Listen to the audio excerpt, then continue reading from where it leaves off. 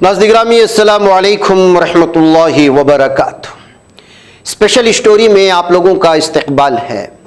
नाज़रीन गिरामी, mobile phone ने इस वक्त किस किस तरह की ख़बरें अपनी जानिब करता है ये तो आप जानती ही हैं, लेकिन मोबाइल फ़ोन की वजह से और उसकी तरफ उसके लिए जाने वाले फ़ैसलों की जानिब से कई दफ़ा जो है कुछ गाँव सुर्खियों में आ जाते हैं।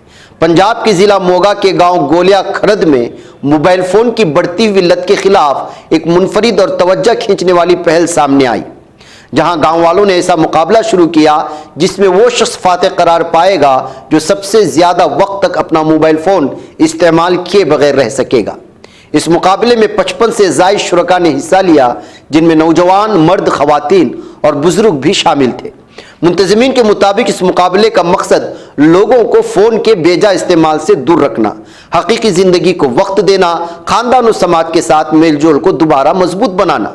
मुकाबले के लिए सख्त उसूल तय किए गए थे, जिनके तहत शुरका मोबाइल फ़ोन अपने साथ नहीं रख सकते थे, न उठ सकते थे, न बात कर सकते थे, हत्ता कि सोना या वॉशरूम जाना भी मना था और शुरका को एक ही जगह बैठे रहना था।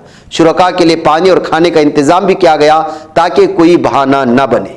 इनामात भी रखे गए, जिनमें पहले नंबर पर आने वाले को साइकिल और 4,500 रुपये, दूसरे नंबर पर आने वाले को 2,500 रुपये और तीसरे नंबर पर आने वाले को 1,500 रुपये देने का ऐलान किया गया।